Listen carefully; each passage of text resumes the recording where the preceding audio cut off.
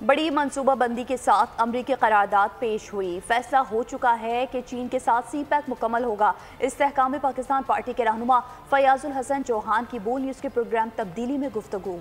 कहा कि मौजूदा तहरीक इंसाफ की क़यादत बोने है। PTI सोच फिक्र से आरी जमात है। PTI का कोई नजरिया नहीं। सबसे इम्पोर्टेंट आज पाकिस्तान तय कर चुका है कि उसने चाइना के साथ मिलकर आपका CPEC का जो तीसरा फेज है, जो असल फेज है, उसको शुरू करना है।